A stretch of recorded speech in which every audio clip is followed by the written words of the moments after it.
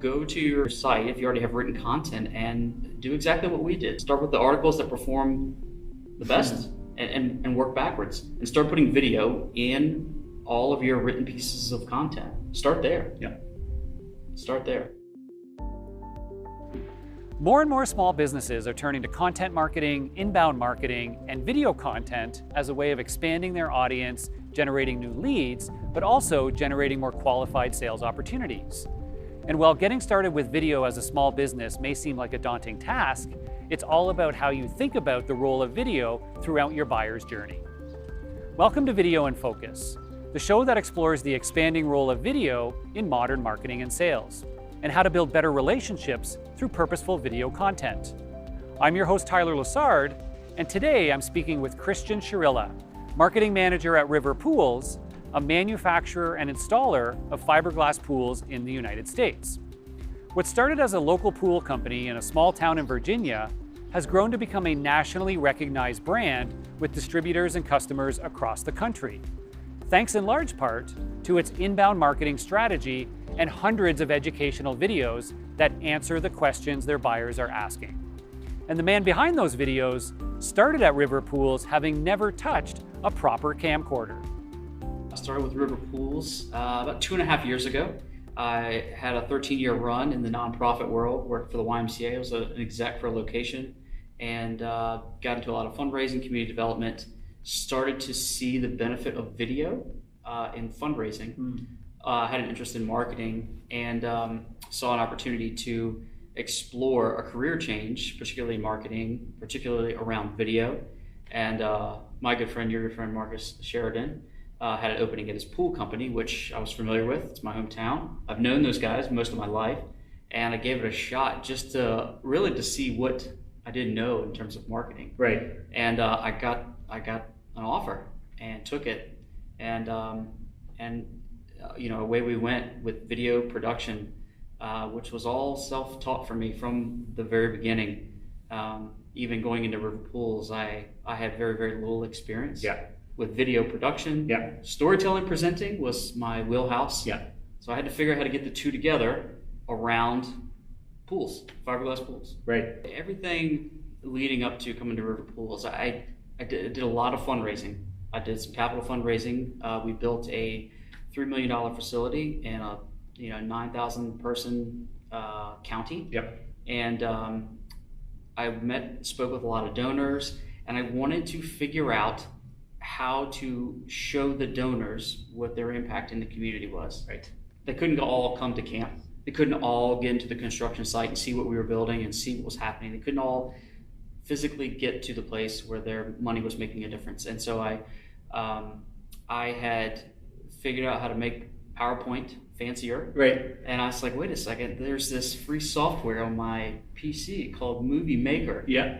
And I pulled out my point and shoot and figured out it can shoot video, and I just started to splice clips together, and I threw a song over it. And when I showed this to donors, and the first time I saw a donor cry, and I thought, there's a huge connection here. This is powerful. And so I made it a mission every year to make a video of all the programs and things throughout the year, put this together, show it to the donors, and the community would really rally around this one time a year for 5 minutes when we show one video at a dinner auction, in which it was the big fundraising event of the year for the Y in the community. And the video was the highlight of the night for these folks. And that's what got me into it. But it was always around the story, not the production value, but the story we were telling. And it was a powerful moment every time. At an organization like the YMCA, it's not hard to imagine how video-based storytelling can be an impactful way to connect with their donors and supporters. But fast forward to the world of swimming pool installation, and it may not be so obvious. So I asked Cristian about this transition and what he learned in his nonprofit life that has served him well at River Pools. We achieved the same thing in that we need to deliver what the person wants, what the end user wants. So the donors want to see the result. The shopper needs to see the thing before they buy. Right. So they both have a need that video can fill.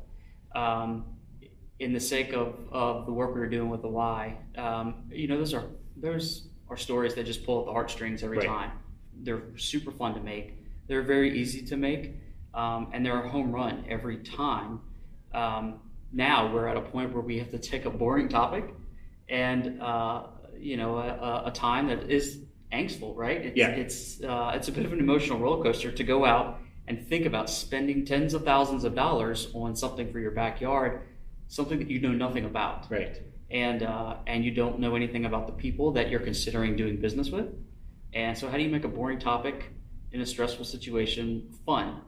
And so that's what we try to do. So same sort of, it's just a little bit different ballgame. Yeah. Well, I think in either way, there's this combination of educating and connecting, and to your point, using the medium in ways that it really shines and brings those elements forward, which I think is great. Now, you guys have a very interesting story at River Pools with respect to your overall content strategy, of which video is playing a great part now. Can you just share a little bit about that journey of how you guys have evolved your content strategy as a real driver of the business? So a lot of the content was there. We adopted inbound marketing years ago, around 2008, 2009, when the economy tanked. And Marcus Sheridan, his business partner, Jason Hughes, and the third partner, Jim Spees, decided to give the internet a shot. And they each took turns writing articles. To this day, about 10 of those articles drive 80% of our business, I would say. Okay. When I came on, the initial strategy was to make sure we began to really harness video as content for us. And the first task was to create a video series around how our pools are manufactured. And so that was my first project. It took me, 6 months to do. I was really trying to feel out my creative process. I was trying to learn about the manufacturing. I understood fiberglass work. I'd had summer jobs working with it. I understood pools. I had managed one. I worked at one as a teenager. Yeah. But then, I was going from being a player on the team to having to learn how to be the coach on camera. And so that was the challenge. So once we created that series, we then went into producing videos to place on our most successful blog articles, which ended up being, I think we produced somewhere 50 to 70 episodes of what we call 2 Minutes in the Pool. And so they're just video versions of our blog articles. I love this idea of creating video versions of your top blog articles to give your audience a richer way to learn the answers to the questions your team is answering. And I think that Cristian has taken a brilliant approach with their ongoing series, 2 Minutes in the Pool. So let's take a quick look and listen to one of the episodes to see what he's referring to. What's up, guys? Cristian here with River Pools. And if you're doing your homework considering a pool for your backyard, you might be asking, what are the monthly electrical costs going to be? Well, I'm going to tell you what you can expect on this episode of 2 Minutes in the Pool.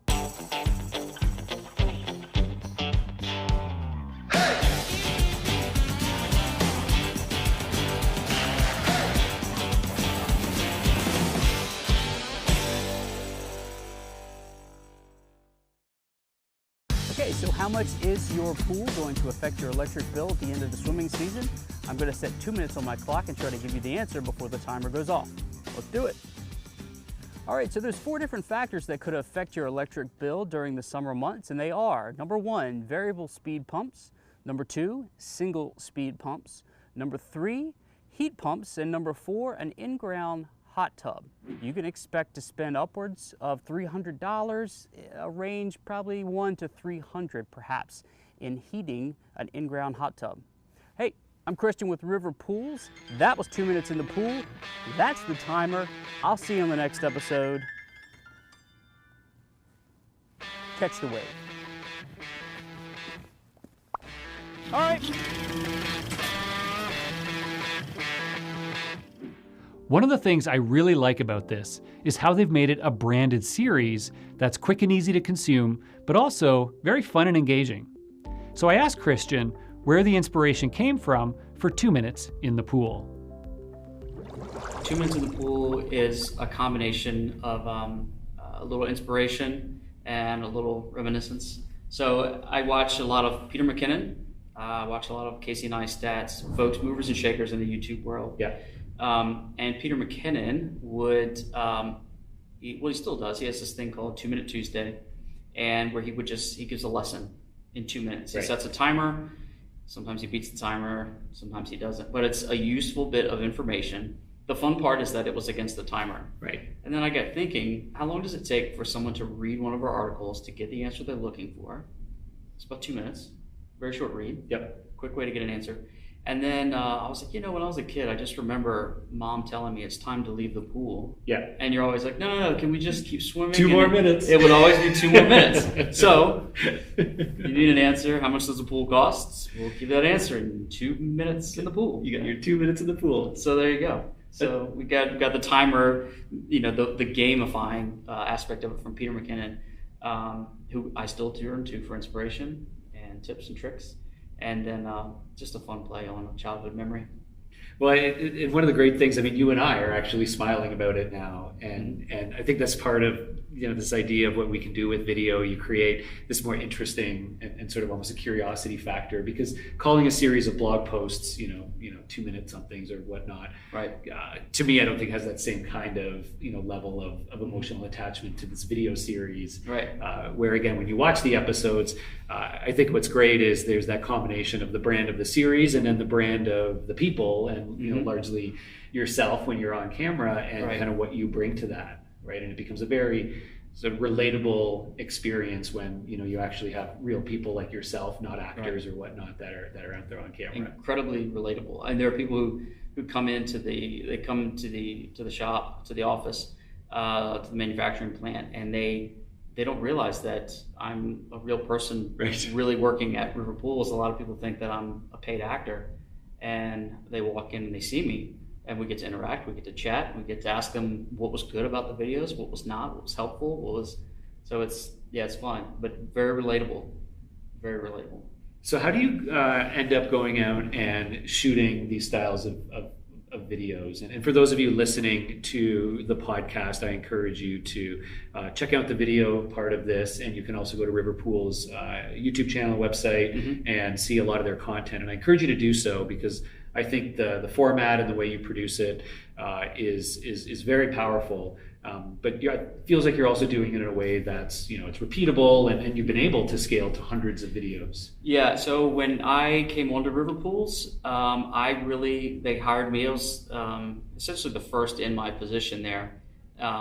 They had tried a number of job role combinations with some other folks. Jason and Marcus were both kind of filling parts of it, but they brought me in because the company needed to grow, created a new role, and I was a one-man show to do all this video work, and so it was myself and the camera. Right. And so I had to figure out how to produce a lot of content very quickly. I had to figure out how to become efficient at setting up the camera, at framing the shot, at memorizing my checklist, my pre-shoot checklist, white balance, framing, focus. I mean, all that kind of stuff, right? And I had to learn from mistakes. And for a long time, it was just me waiting for a quiet period of time, finding a spot where the background would work to lend to the story of the video, to the educational moment in the video, and hit record, sit down, shoot, test, go back, stop, view, adjust, hit record, sync audio, So, but that's what it was for a long time. And then we hired I probably did that by myself for, we'll call it a year. Yep. And then we hired a videographer who has helped tremendously. Big time saver. And his name is Patrick Willard. He's doing good stuff with us. Cristian and his team have learned a lot about the ups and downs of in-house video creation, and how to be successful even in the absence of having an experienced video producer on staff. Now, for those of you interested in getting started with video, or considering hiring in your first content marketer or video producer, here are some tips from Cristian on how he got started. We talk about how to get started a lot. The past 4 or 5 conferences I've been to, it's always around, you have to get started. And for me, the starting point is to use the tools available. Yeah. It's not about gear, right? Everybody's got a camera in their pocket on their smartphone, a really good camera, shoots in 4K. I mean, good gosh. Yeah, what a world we live in. You have an app, you can get apps for free to edit with music, that's royalty free. And so the excuse of I don't have the gear is not an excuse. And then, in terms of where to start with the top 5 from Marcus's book, They Ask You Answer, or go to your site if you already have written content and do exactly what we did. Start with the articles that perform the best and work backwards, and start putting video in all of your written pieces of content. Start there. Yeah. Start there. Now, Cristian mentioned the top 5 from the book They Ask You Answer, and lucky enough, I happen to have a copy of it right here. Now, the top 5 that he's referring to are videos that will help you answer the following big questions. Number 1, what problems can you help me solve? Number 2, how are you different from others? Number 3, what are other customers saying about you? Number 4, who or what is best in class? And number 5, how much does it cost? Now, I love this idea because it puts your video content strategy through the lens of the questions your buyers are most likely to be asking. To learn more, grab the book yourself to discover lots of relatable examples. So, we've covered what types of videos to start with. Now, the next step, of course, is how to share and promote this content. Because if no one watches your video, did it ever really exist? We are taking the videos themselves and we are trying to package them in different ways to distribute in email campaigns. Yep. We are sending them out through assignment selling to leads.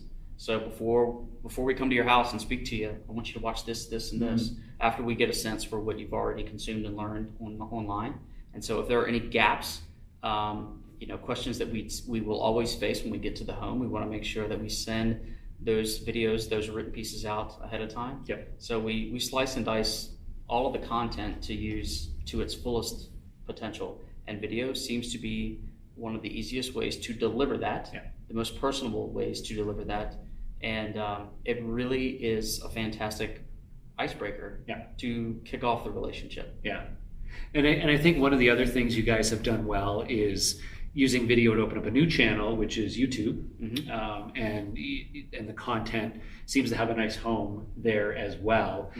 What have you learned in being in a business using YouTube as an actual channel to distribute the content and hopefully drive inbound leads into the business?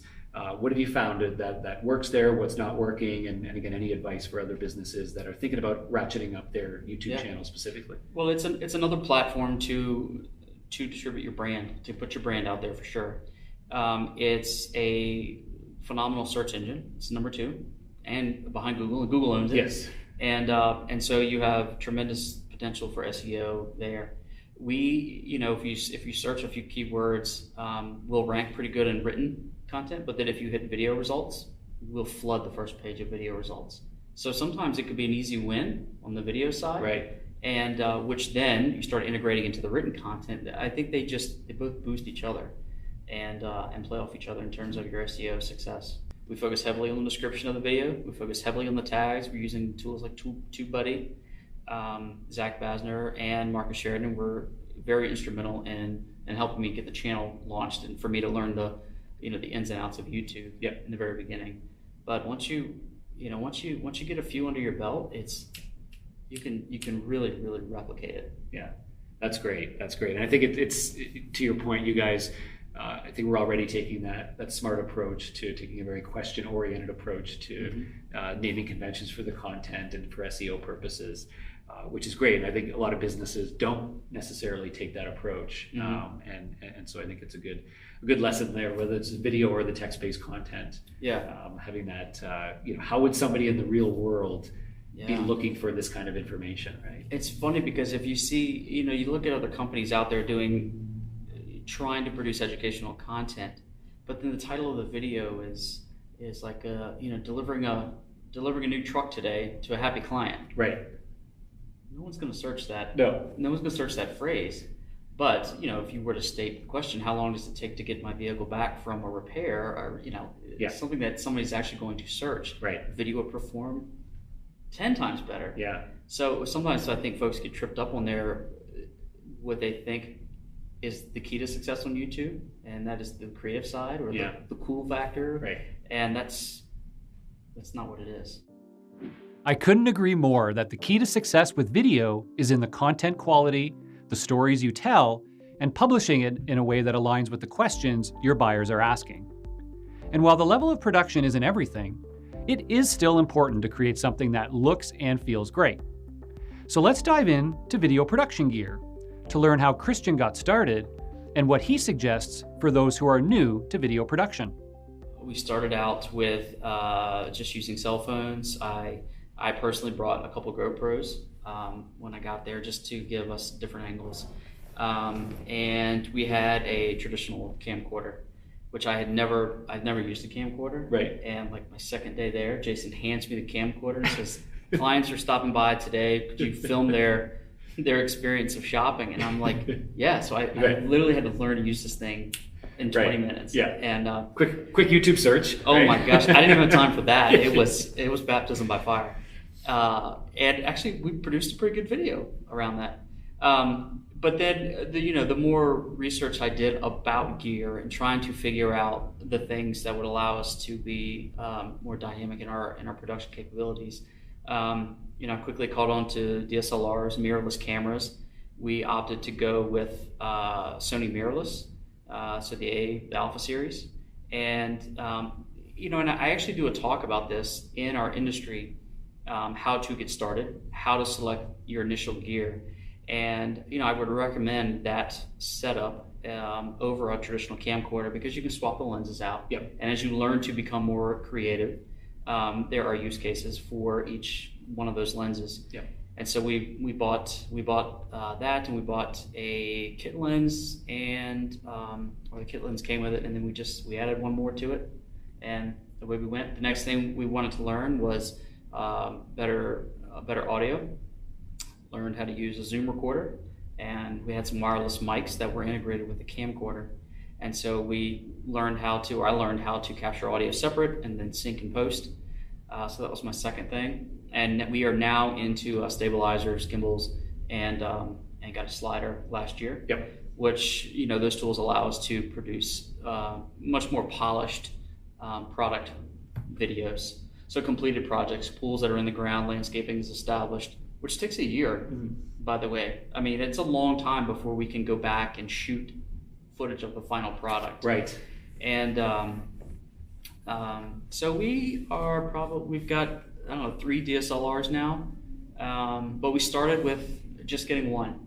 And I think that and the initial lens was maybe $3,000, top of our editing software, and $300 for a shotgun mic on board. Yep.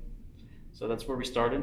Throw a couple GoPros to, which you can get cheap now if you get previous models. Yeah. I mean, just buy what you can. Yeah. Get started. Yeah. And start learning all of these things one at a time. Learn how to tell a story. Start using a camera. Learn how to use the camera. Start mastering audio. Start mastering lighting would be the next thing, and then work on your camera angles. Then work on your color grading, and just one thing at a time. You'll quickly create a list of things that you are not good at, right, and need to go master. Yeah, the other thing I've found, which it took me a while to realize this, was that you don't always have to do your full delivery in a single take. Mm-hmm. And so often it's actually a very natural style now to see videos online that have hard cuts, where somebody's delivering something and then it's a hard cut to the next. Yeah. And it may be that they repeated those lines multiple times, or they edited out. And I always felt like, if I do that, it's not going to feel natural, it's going to feel choppy, but it actually doesn't. It does feel very normal now. Yeah. And I actually find myself watching myself in playback, looking for opportunities to make that jump cut. Right. Yeah. Just so that I change position enough to keep the viewer kind of on their toes. And so I kick myself when I don't plan that ahead of time. Yeah. And there's a lot of YouTubers out there that it's standard in every single edit. Yeah. And if you study, if you look at those videos from a different perspective, it's a tool to keep the viewer engaged. Yep. Every time. It's time consuming to edit that. Right. But it works. Yeah. And it takes a very mundane looking shot and spices it up. Yeah. In a very simple way. Yeah. Yeah, and I think it can do both. It can spice up the shot by changing things slightly, but I think the other thing it can do is help you respect the viewer's time by, again, trimming down and editing and going, you know what, that 5 seconds there where I was rambling a little bit. Not necessary. In fact, what Cristian and I have been talking about here, you're probably only hearing half of it because we went and cut out little bits here and there where we could have left it in. But for the listener or for the viewer to respect their time, we want to make sure that, keep the message concise. The opportunity to leverage video isn't reserved for businesses with big budgets and grand stories to tell. Any business, big or small, can start using video today to answer the questions their buyers are asking and to connect on a much more personal level.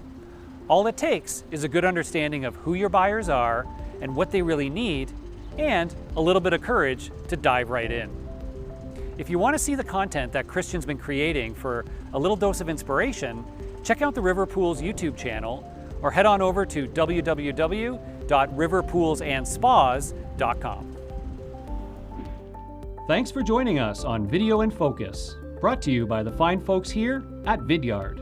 If you enjoyed the show, give it a like or a share, hit that subscribe button for future episodes, and check out the podcast version now available as part of the Creating Connections podcast series.